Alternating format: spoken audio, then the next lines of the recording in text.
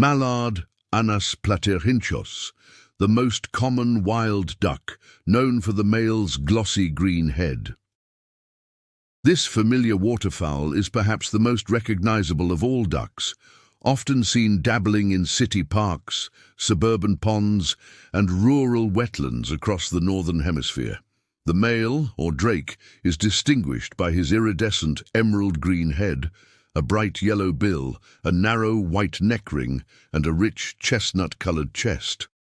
Females, known as hens, are more subdued in their appearance, sporting mottled brown plumage that provides excellent camouflage, a crucial adaptation for protecting themselves and their nests from predators. Mallards are dabbling ducks, meaning they feed by tipping their bodies forward into the water to graze on aquatic plants, seeds, and insects just below the surface, rather than diving completely.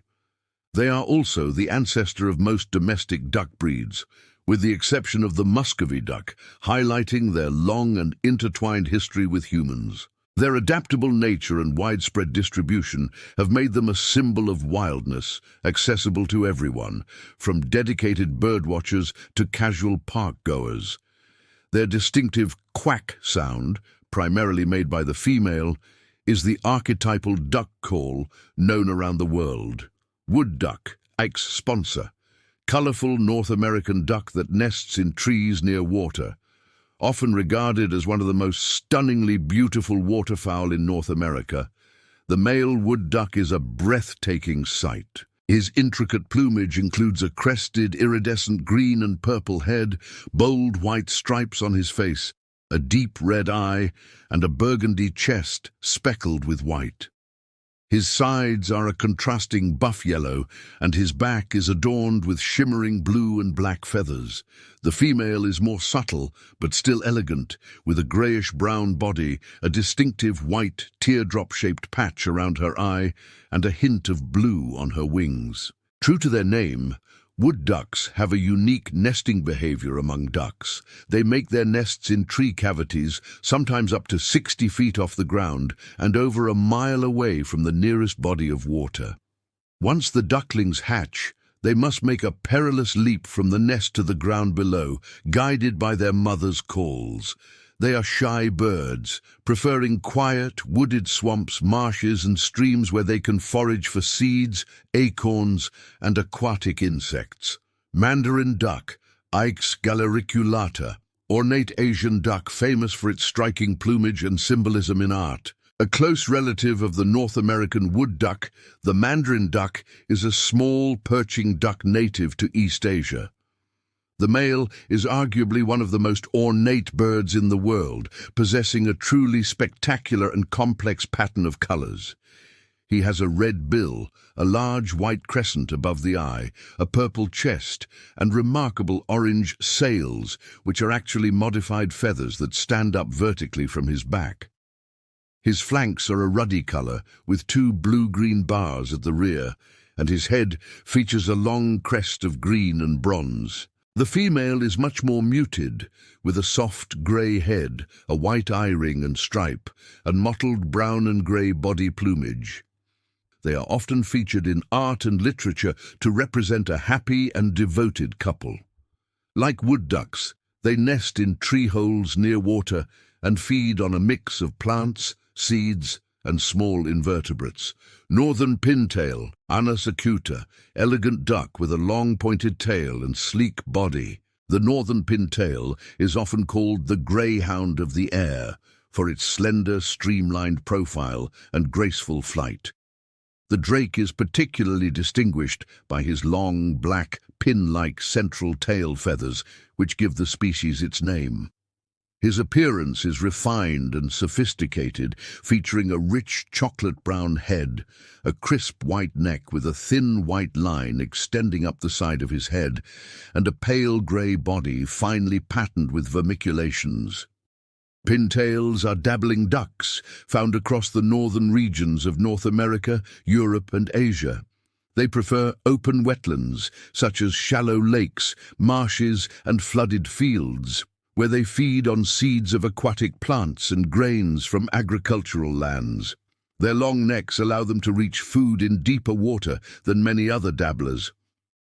During courtship, drakes perform an elaborate display, including head nodding and a soft, flute-like whistle. Teal, crecca, small freshwater duck with a green eye patch on the males. The teal, specifically the common or green-winged teal, is one of the smallest dabbling ducks in its range. Despite its diminutive size, the male is striking and easily identifiable.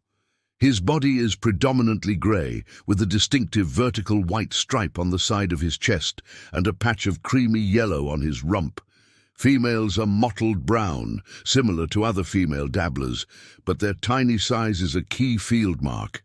These ducks are fast, agile flyers, often seen in large, tightly packed flocks that twist and turn in unison. They inhabit a variety of freshwater wetlands, from small ponds and marshes to sheltered estuaries.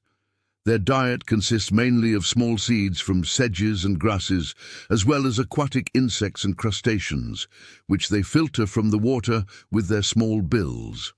Their call is a short, high-pitched whistle from the male and a soft quack from the female. Muscovy Duck, Cairina moschata, large domestic and wild duck with red facial caruncles. Native to Mexico, Central and South America, wild Muscovy ducks are mostly blackish with white wing patches, while domesticated varieties come in a wide range of colors, including black, white, blue and chocolate. These fleshy growths, known as caruncles, are more pronounced in males. Unlike most ducks, Muscovies do not quack. Instead, males produce a low, breathy hiss, and females make a quiet, bird-like trill or coo. They are strong flyers and often perch in trees, using their sharp claws to grip branches securely. In the wild, they prefer forested swamps and riverbanks. Domesticated Muscovies are popular on farms and homesteads for their meat and eggs, and for their quiet disposition. They are also effective foragers, consuming large quantities of insects, slugs, and other pests. Eider Duck, Somateria mollissima, cold-water sea duck known for producing soft eiderdown feathers. The common eider is a large, heavy sea duck that thrives in the cold coastal waters of the northern latitudes. The breeding male is unmistakable with his stark black and white plumage, a pale green patch on the nape of his neck, and a uniquely shaped sloping bill.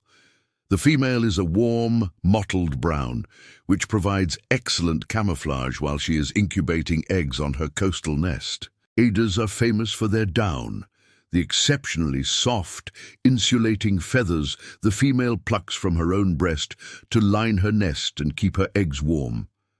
This eiderdown is sustainably harvested from the nests after the ducklings have left and is prized as one of the warmest and lightest natural insulating materials in the world, used in high-end duvets and winter clothing.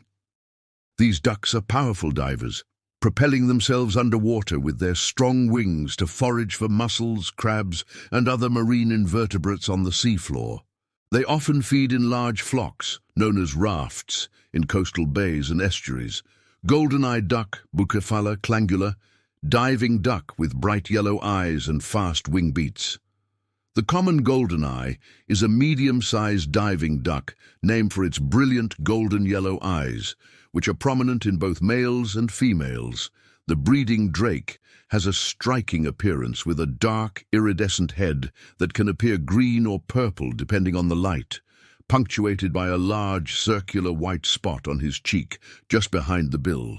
His body is a crisp white with a black back and tail. The female has a rich brown head, a grey body and a white collar. Goldeneyes are cavity nesters, often using old woodpecker holes or specially provided nest boxes near northern lakes and rivers. One of their most distinctive characteristics is the sound of their flight. Their rapid wing beats produce a loud, whistling sound, earning them the nickname whistler.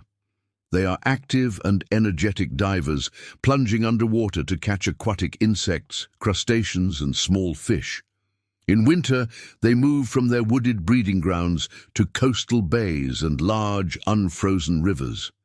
Canvasback duck, Aythya valisineria, North American diving duck with a sloping forehead and reddish head. The canvasback is a large diving duck renowned for its distinct, wedge-shaped head profile that slopes gently from the crown to the tip of its long, black bill. The male is a handsome bird, with a canvas-white back and sides, which give the species its name, contrasted by a black chest and tail. His head and neck are a rich, reddish chestnut color. The female is more subtly colored, with a pale brownish-gray body and a light brown head and neck, but she shares the same characteristic head shape as the male. Canvasbacks are powerful divers and primarily feed on the tubers and roots of aquatic plants, especially wild celery, which historically made their meat highly prized for its flavor. They breed in prairie potholes and marshes in the northern Great Plains and winter on coastal bays, estuaries, and large inland lakes across the United States and Mexico. Their courtship displays involve elaborate head-throwing motions and vocalizations. Harlequin duck, Histrionicus histrionicus, small, beautifully patterned duck found in fast-moving coastal streams. The harlequin duck is a small, dynamic sea duck named for the male's ornate and clown-like plumage. The drake is a visual masterpiece, with a slate-blue body decorated with bold white stripes, crescents, and spots on his head, neck, and back, accented by rich chestnut-colored sides. The female is a more uniform sooty brown with 2 or 3 distinct white spots on her face. Uniquely, harlequins have 2 different habitats throughout the year. During the summer breeding season, they are found on fast-flowing, turbulent mountain streams and rivers, where they dive for aquatic insect larvae. They are one of the few ducks adapted to such a challenging environment, skillfully navigating the rapids. In the winter, they move to rough, rocky coastlines, where they endure crashing surf to forage for marine invertebrates. Their call is an unusual high-pitched squeak, often compared to the sound of a mouse, making them as distinctive to the ear as they are to the eye.